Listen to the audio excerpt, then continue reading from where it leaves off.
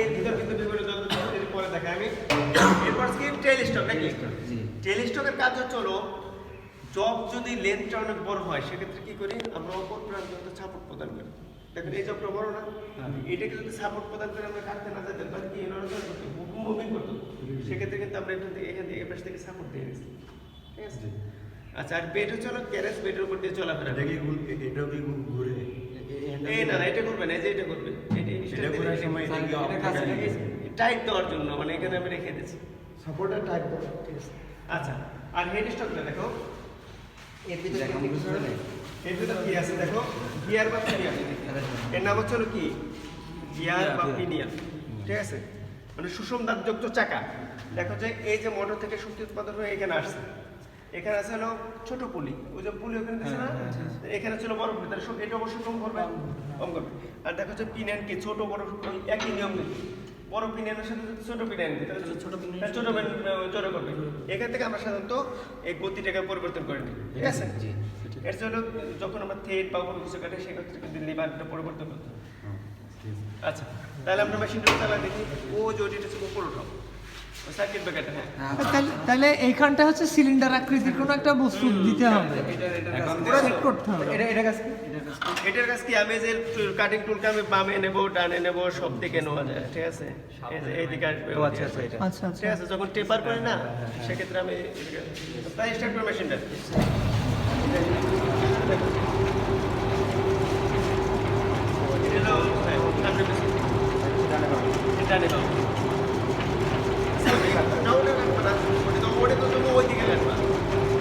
আমি দেখাবো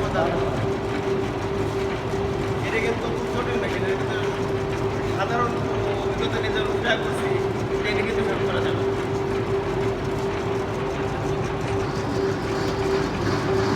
এই এখন এটা এই লিভার দিয়ে পেপার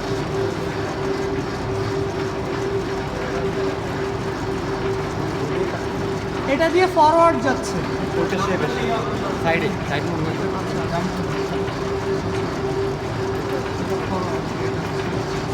যেগুলো বেরোচ্ছে হলো চিপস মানে কাটিং চিপস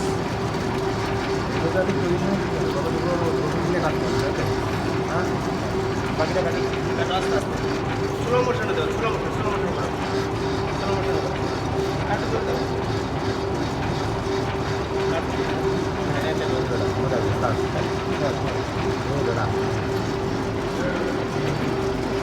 যখন আমরা খেতাম কাটিং বানাতে তখন এই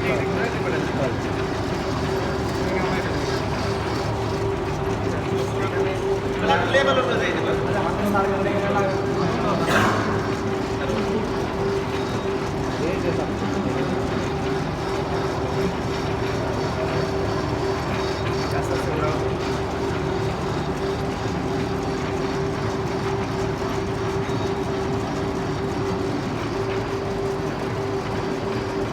দেখি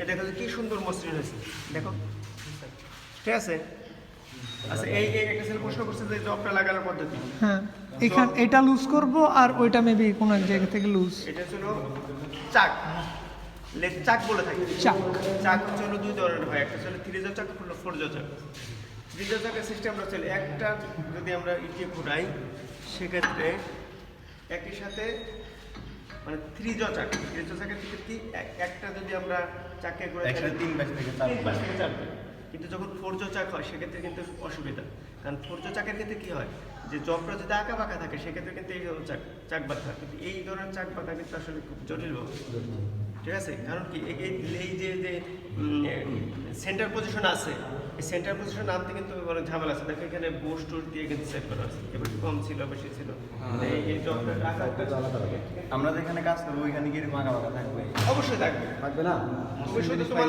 যে ওয়ার্কার কাজ করবে তাকে বলে দেবো যে এটা তুমি এই মিলিমিটারে নিয়ে আসো বুঝে আছে না কম্পাস এক্স স্কোয়ার ওটা দেখে আমি কী করবো আমি বলবো যে আমার এটাকে এই মাপে তুমি নিয়ে আসো এটা আমার লাগবে যখন তো বলে দিলে সে নিয়ে আসবে সেটা এখানে যত কিছু থাকে সে বুঝবে যে লেদের উপর এক্সপার্ট আছে সে বুঝবে ঠিক আছে? এটা দিয়ে কি কাজ করবো? আচ্ছা এটা দিয়ে হচ্ছে হলো যে এদিকে আমি কাঠি কত বেশি কাটবো আর কত ইয়া হ্যাঁ করবো? ইচ্ছা করলে না মানে কাঠের ক্ষেত্রে কি এই যে তুমি কম কাটবা একেবারে তো বেশি দিতে পারো না, তার কাঠগুলো ঠাস করে ভেঙে যাবে।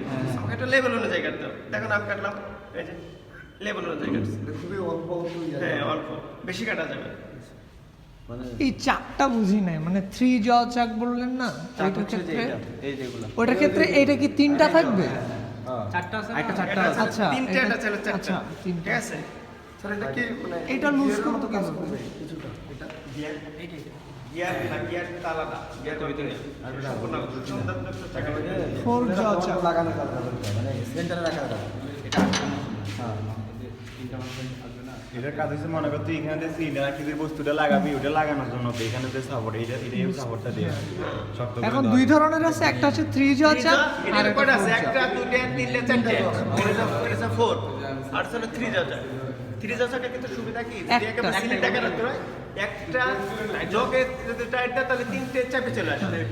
আর ফোর্থ চাকের ক্ষেত্রে হচ্ছে হলো কি জগটা যদি আঁকা বাঁকা থাকে সেক্ষেত্রে তার সিলিন্ডার না থাকলে তো বাঁধতে পারতেছে না। সেক্ষেত্রে দেখা যাচ্ছে একটা জগে তুমি কম দিলে একটা আচ্ছা, জগে বেশি ঠিক দিয়ে আছে, এরকম বুঝতে center পারছি, আনতে হবে। বুঝতে পারছি। এটা কিন্তু বাঁধা জটিল কাজ। মানে ভালো এক্সপিরিয়েন্স লোক ছাড়া কিন্তু মানে 4টা সাইডই আমাকে লুজ করতে হবে। চারটা সাইডে কিন্তু আমাকে করতে হবে। এটা বেশি ঘুরাইলে কি হবে? কোনটা? এটা যদি বেশি ঘুরাই না এটা হচ্ছে হলো কি এই যে টেপার করবা, টেপার যখন করবা কোমর সমর উপর ঢাল, এই যে এই টেপারটা যখন করবা টেপার করলে কি হবে, আমি এই জবটাকে আস্তে করে ঘুরাই দেয় একটা নির্দিষ্ট পজিশন আনবো। এই যে বিভিন্ন দাগ আছে কোন এটাকে পজিশন হাত দিয়ে ঘুরানো যায়? না না এই যে ঢিল করতে হবে, যেটা ঢিল করতে হবে, ঢিল করলে এটা এদিকে আসবে এদিকে আসবে। এই জিনিসটা তো অনেক স্ট্রং, আমার যে হ্যাঁ মনে হচ্ছে। অবশ্যই কাটিং টুল হাই স্পিড স্টিল তৈরি। ওটা ক্ষয় ভীষণ হ্যাঁ ক্ষয় হয়ে গেলে কি করবো আমরা? কোনটা দিয়ে ধার দেবো বলতো? এটা ক্ষয় হয়ে গেলে ধার দেবো কোনটা দিয়ে? ওইটা দিয়ে। ও গ্রাইন্ডিং মেশিন, গ্রাইন্ডিং আছে। গ্রাইন্ডিং দিয়ে আমরা এটাকে ধার করে দিই। ঠিক আছে? আচ্ছা তাহলে গেল ওটা সুইচ অফ করে তুমি নিচে নাও। এসো ওই সাইড। আচ্ছা আজকের মতো থাক, আর এক করে পাশ করতে থাকে। ওইটা দেখো। এরপর তোমরা ওটা পরে দেখো। এরপর যদি কোনো সমস্যা হয় কারো তোমরা এমনি উইলিং লাগবে স্যার একটু বলতেছি না। আচ্ছা, সো দ্য ক্লাস, আমি জানি না কি আছে না আছে। এটা হচ্ছে আমি একটা রিহার্সাল করি। এটা হচ্ছে উড কাটিং টুল। এখানে উড কাটা হয়েছে, কিন্তু পিছনে হচ্ছে যন্ত্রটা সেট করা, লিভার আছে, উপর নিচ করা যায়। আমাদের এটা হচ্ছে আটা যায়।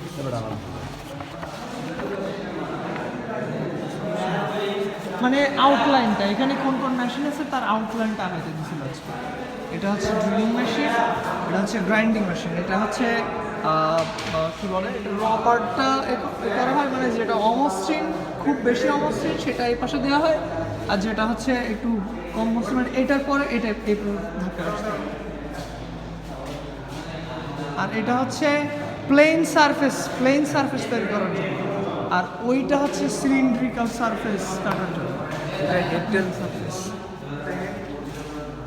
এটা হেড এটা হেড, এটা টেল, এটা বডি, না বেড, এটা বেড। সো এই ছিল এই